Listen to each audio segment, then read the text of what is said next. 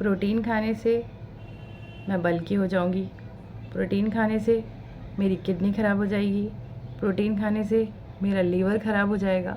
आप में से बहुत सारे लोग इसी मिसकंसेप्शंस के साथ जी रहे हैं। बहुत सारे लोगों को ये लगता है कि प्रोटीन का इंटेक सिर्फ़ और सिर्फ एथलीट्स, बॉडी बिल्डर्स या सिर्फ उन लोगों के लिए है जो हैवी वर्कआउट्स करते हैं। तो आज हम इसी टॉपिक पर बात करने वाले हैं कि क्या ये मिथ हैं या इनमें एक सच्चाई है। तो बेसिकली अगर मैं ह्यूमन बॉडी की बात करूं तो एक ह्यूमन बॉडी में अगर आप बेसिक सेलुलर स्ट्रक्चर से लेकर के ऑर्गन्स तक की बात करो या हार्मोन्स की बात करो या एंजाइम्स की बात करो, जितने भी ऑर्गन्स होते हैं इन सब का बेसिक यूनिट सेल। हाँ, और ये बेसिकली आपके जितने हार्मोन एंजाइम हैं ये सब किससे मिलके बनते हैं? प्रोटीन से मिलके बनते हैं। हमारे शरीर का सबसे लार्जेस्ट ऑर्गन जो है वो है स्किन, और स्किन का मेजर इंग्रेडिएंट क्या है? प्रोटीन। स्किन किससे मिलके बनी है? प्रोटीन से मिलके। तो हमारी बॉडी किस चीज़ से मिलके बनी है, उसमें एक मेजर एलिमेंट है प्रोटीन। इसीलिए हम इसको मैक्रोन्यूट्रिएंट का दर्जा देते हैं, यानी कि जिसकी लार्ज अमाउंट में मात्रा हमारी बॉडी को ज़रूरत होती है। अब क्या होता है, ओवर द टाइम धीरे धीरे हमारी बॉडी में प्रोटीन डेफिशिएंसी होने लग जाती है, और ये सबके अंदर होती है, not for a single person, ये सबके अंदर पाई जाती है। इंडिया ऐसी कंट्री है जहाँ पे more than 50-60% of the population protein deficient मिलती है, स्पेशली फीमेल्स। इसीलिए आपने देखा होगा कि मोस्टली फीमेल्स के अंदर आपको बॉडी फटीग, नींद ज़्यादा आना, चिड़चिड़ापन रहना, मूड स्विंग्स होना, बालों का झड़ना, आई साइट वीक हो जाना, ऐसी प्रॉब्लम्स दिखती हैं, जिनका बेसिक रीज़न प्रोटीन डेफिशिएंसी ही होती है, जो हमें लॉन्ग टर्म में जाके पता लगती है, उससे पहले हमें पता ही नहीं लगती है। तो बेसिकली मैं आपको ये बताना चाह रही हूँ कि प्रोटीन एक ऐसा मैक्रोन्यूट्रिएंट है जिसकी हमारी बॉडी को बहुतायत में ज़रूरत होती है और हमेशा होती है। अगर हम एक नॉर्मल हेल्दी पर्सन की बात करें तो एक नॉर्मल पर्सन को जितना उसका बॉडी वेट है उतने ग्राम प्रोटीन की ज़रूरत होती है, या आप ऐसे समझ सकते हैं कि 0.8 से लेकर 1 ग्राम पर बॉडी वेट के हिसाब से प्रोटीन की रिक्वायरमेंट होती है, जो कि अगर कोई फीमेल लैक्टेटिंग फेज़ में है या वो प्रेग्नेंट है तो ये रिक्वायरमेंट बढ़ के 1.5 गुना हो जाती है, या आप हैवी वर्कआउट कर रहे हैं तो 1.5 से 2 गुना भी हो जाती है, क्योंकि हमारी मसल्स डैमेज होती हैं, रिकवर होती हैं। इसी तरीके से अगर हम प्रेग्नेंट फीमेल्स की बात करें तो उसमें से इसलिए ज़्यादा ज़रूरत होता है क्योंकि वो बच्चे को भी न्यूट्रिशन उसी से पास आउट हो रहा है, तो प्रोटीन की रिक्वायरमेंट हमें हमेशा ही रहती है। अब हम बेसिकली बात करेंगे उस फैक्टर पे कि आपको कैसे पता लगेगा कि आपकी बॉडी प्रोटीन डेफिशिएंट है। तो अगर आपको फ्रीक्वेंटली मूड स्विंग्स हो रहे हैं, यानी कि आपका किसी काम में मन नहीं लगता, आपको चिड़चिड़ापन रहता है, तो आपको प्रोटीन डेफिशिएंसी हो सकती है। दूसरी चीज़, आपके बाल बहुत ज़्यादा झड़ रहे हैं, आपके नाखून टूट रहे हैं, आपकी स्किन का कलर येलोइश सा होता जा रहा है, आपकी स्किन में ड्राइनेस ज़्यादा रह रही है, this could be a sign of protein deficiency. आपके हाथ पैरों में, कमर में बहुत ज़्यादा दर्द रहता है, प्रोटीन डेफिशिएंसी। आपको चलने फिरने में थकान जल्दी महसूस होती है, प्रोटीन डेफिशिएंसी। आप बार बार बीमार पड़ते हैं, प्रोटीन डेफिशिएंसी। आपको नींद ज़्यादा आती है, प्रोटीन डेफिशिएंसी। आपके वुंड्स यानी कि घाव या आपको कोई चोट लगती है तो वो देर से भरती है, अगेन प्रोटीन डेफिशिएंसी। आपकी बॉडी में अननेसेसरी स्वेलिंग हो रही है, जैसे हम एडेमा बोलते हैं, अगेन प्रोटीन डेफिशिएंसी। तो आपको ये कुछ चीज़ें पता लगी जिससे आप अंदाज़ा लगा सकते हैं कि आपकी बॉडी प्रोटीन डेफिशिएंट में जा रही है। अब मैं आपको ये बताना चाहूँगी कि मैंने आपको बोला कि प्रोटीन ज़रूरत है, ज़रूरी होता है, और आप लोगों को कुछ मिथ्स के बारे में बताया। तो अब आपको मैं ये बताऊंगी कि ये बेसिकली प्रोटीन की रिक्वायरमेंट आपको क्यों है, जिसमें से फर्स्ट पॉइंट आता है मेटाबॉलिज्म। मेटाबॉलिज्म बेसिकली हमारी बॉडी में कैलोरीज किस स्पीड में बर्न होंगी उसको डिसाइड करता है। जैसे जैसे हम एजिंग की तरफ बढ़ते हैं, यानी कि ओल्ड एज की तरफ बढ़ते हैं, क्योंकि मैंने अपने लास्ट वीडियो में ये पॉइंट कवर किया था कि 40+ की फीमेल्स को प्रोटीन का इंटेक अपनी डाइट में करना चाहिए। जब हम एजिंग की तरफ बढ़ते हैं ना, तो धीरे धीरे हमारा मेटाबॉलिक रेट धीरे धीरे डाउन होता जाता है।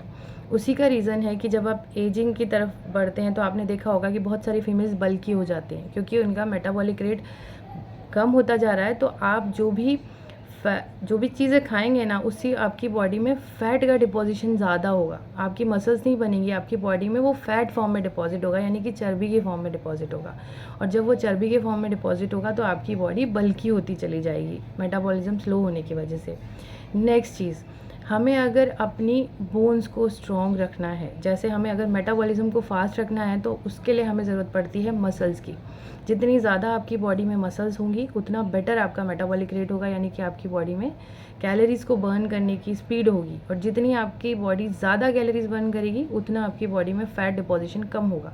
तो अगर आपको मेटाबॉलिक रेट इंप्रूव करनी है तो आपको मसल्स अच्छी रखनी पड़ेंगी। उसका एक ही तरीका है कि आपका प्रोटीन इनटेक अच्छा हो।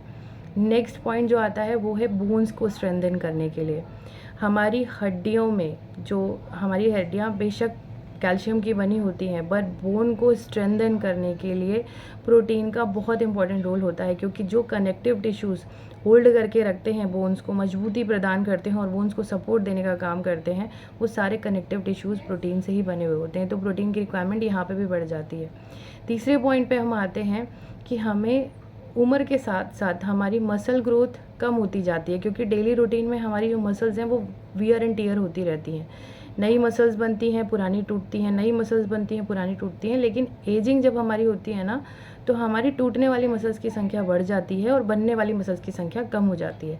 लेकिन अगर आप प्रोटीन का इंटेक अच्छा कर रहे हैं तो आपकी कहीं ना कहीं बनने वाली मसल्स की संख्या जो है उसको आप बढ़ा सकते हैं। तो अगर आप उसको बढ़ा के रखेंगे तो एजिंग के साथ जो चीज़ें होती हैं ना, जैसे पैरों में थकान रहना, पैरों में दर्द रहना, वो सब चीज़ों से आप काफ़ी हद तक नियंत्रण रख सकते हैं उन चीज़ों पे, या उन सब चीज़ों से आप छुटकारा पा सकते हैं। तो आपकी बॉडी में मसल्स की ग्रोथ को बढ़ाने के लिए और उनको मेंटेन करने के लिए प्रोटीन बहुत ज़रूरी है। नेक्स्ट चीज़ आती है हमारी बॉडी में इम्यून सिस्टम को स्ट्रॉन्ग करने के लिए, यानी कि हमारी रोग प्रतिरोधक क्षमता को बढ़ाने के लिए जो फैक्टर रिस्पॉन्सिबल होता है वो होता है एंटीबॉडीज़। एंटीबॉडीज़ वो एजेंट होते हैं, वो हमारी बॉडी के फाइटर्स होते हैं, जो बाहर से कोई भी इन्फेक्शन हमारी बॉडी में आता है तो वो उससे फाइट करते हैं और उसको हमारी बॉडी से भगा देते हैं इन्फेक्शंस को। लेकिन अगर बॉडी आपकी प्रोटीन डेफिशिएंट है तो ये एंटीबॉडीज़ बहुत कम मात्रा में होते हैं। इसीलिए जो लोग प्रोटीन डेफिशिएंट होते हैं वो बार बार बीमार पड़ते हैं और जल्दी जल्दी बीमार पड़ते हैं और जल्दी ठीक भी नहीं होते। तो अगर आपको अपनी इम्यूनिटी स्ट्रॉन्ग रखनी है या आपकी इम्यूनिटी वीक है तो आपको डेफिनेटली प्रोटीन की रिक्वायरमेंट है। नेक्स्ट चीज़, प्रोटीन ऐसी चीज़ है जो आपकी क्रेविंग्स को कंट्रोल में रखता है। उसका रीज़न है, अगर हम प्रोटीन वाली कोई भी चीज़ खाते हैं तो प्रोटीन में एक थर्मोजेनिक इफेक्ट होता है। प्रोटीन जब बर्न होता है आपकी बॉडी में तो that is called thermogenic effect. जब प्रोटीन बर्न होता है तो वो बर्न होने के लिए आपकी बॉडी से कैलोरीज लेता है, यानी कि वो आपकी बॉडी के फैट को खाता है बर्न होने के लिए। तो उससे पहली चीज़ तो क्योंकि थर्मोजेनिक इफेक्ट होने की वजह से प्रोटीन डाइजेस्ट होने में टाइम लगता है, तो वो काफ़ी देर तक आपके पेट को भरा रखेगा, तो उससे आपको क्रेविंग्स नहीं होंगी। नेक्स्ट चीज़ कि साथ का साथ थर्मोजेनिक इफेक्ट होने की वजह से आपकी बॉडी में से फैट को वो बर्न करेगा जब प्रोटीन पचेगा, तो आपकी मसल्स भी डेवलप होंगी। नेक्स्ट चीज़ आता है फ्रीक्वेंट इन्फेक्शन। बॉडी में आपने बहुत सारी महिलाओं, अगर आप महिला हैं तो आप या तो आपने या किसी ऐसे को देखा होगा जिसको बहुत फ्रीक्वेंट इन्फेक्शंस हो जाते हैं, लाइक स्किन इन्फेक्शन या यूटीआई, यूरिन इन्फेक्शन हो गए। तो अगर इस तरीके का भी कोई इन्फेक्शन हो रहा है ना, बैक्टीरियल या वायरल, तो इनसे भी प्रोटेक्ट करने का काम आपको प्रोटीन ही करता है, क्योंकि बॉडी में बहुत सारे एंजाइम्स ऐसे बनते हैं जो नेचुरली हमें प्रदान किए हैं, हमारी बॉडी में नेचुरली आए हैं हमें प्रोटेक्शन देने के लिए। जैसे आइज से निकलने वाला और सलाइवा में प्रेजेंट लाइसोजाइम एंजाइम, ऐसे ही बहुत सारे एंजाइम्स होते हैं। अब अगर आपकी बॉडी प्रोटीन डेफिशिएंट है तो इन एंजाइम्स की भी मात्रा कम होगी, ये कम इफेक्टिव होंगे, तो आपकी बॉडी में फ्रीक्वेंट इन्फेक्शंस होंगे। तो इन इन्फेक्शन से फाइट करने के लिए भी प्रोटीन की रिक्वायरमेंट होती है और लाइफ लॉन्ग होती है। नेक्स्ट चीज़, अगर हम वेट लॉस की बात करें तो नॉर्मली क्या होता है, अगर हम फैट लॉस पे फोकस करते हैं तो हम गाजर, खीरा, टमाटर, सैलेड डाइट पे शिफ्ट होके, सूप डाइट पे शिफ्ट होके, रोटी छोड़ के वेट लॉस कर सकते हैं। लेकिन अगर आप मसल बिल्डअप के साथ यानी कि प्रोटीन इनटेक के साथ वेट लॉस करते हैं तो उसका सबसे बड़ा जो एडवांटेज आपको मिलता है वो ये मिलता है कि पहली चीज़ तो आपकी बॉडी में मसल मास साथ साथ डेवलप होगा। जब मसल मास साथ साथ डेवलप होगा तो आपकी बेसल मेटाबॉलिक रेट बढ़ती चली जाएगी। यूजुअली जब आप क्रैश डाइट करते हैं तो मेटाबॉलिक रेट नीचे जाती है, जिसकी वजह से जब आप वापस रूटीन में खाना पीना स्टार्ट करते हैं तो आपका वेट बढ़ता है। लेकिन अगर आप प्रोटीन इंटेक करते हैं तो आप मसल बिल्डअप कर रहे हैं साथ साथ, तो आपकी मेटाबॉलिक रेट अप रहेगी। और मेटाबॉलिक रेट अगर अप रहेगी तो आप बाद में जब नॉर्मल रूटीन पे शिफ्ट होंगे अपनी वेट लॉस जर्नी को छोड़ के, तो आप वापस से ओबेसिटी की तरफ नहीं जाएंगे, क्योंकि आपकी बॉडी में जाने वाली कैलोरीज को आपका जो मसल मास है वो बर्न करने की कैपेसिटी रखता होगा। नेक्स्ट चीज़, जो हमारे ब्रेन में न्यूरॉन्स होते हैं, न्यूरो रिसेप्टर्स होते हैं, ब्रेन सेल्स होती हैं, नर्व्स होती हैं, they are formed of protein. तो अगर आपकी बॉडी में प्रोटीन इंटेक अच्छा है तो लर्निंग भी अच्छी होती है, हमारे ब्रेन की मेमोरी पावर अच्छी होती है। ये देखा गया है कि जिन लोगों में प्रोटीन डेफिशिएंसी होती है ना, वो लोग लेटर एजेस में डिप्रेशन, एंग्जाइटी, सिक्सोफ्रेनिया या ऐसे ही और डिसऑर्डर्स से पीड़ित हो जाते हैं ओल्डर एजेस में जाके। तो अगर आपको नर्व्स को, ब्रेन सेल्स को स्ट्रॉन्ग रखना है, लर्निंग अच्छी करनी है, इन्हेंस करनी है, तो उसके लिए भी प्रोटीन की रिक्वायरमेंट होती है। नेक्स्ट चीज़ होती है बॉडी के अंदर हार्मोन्स को बैलेंस करने में।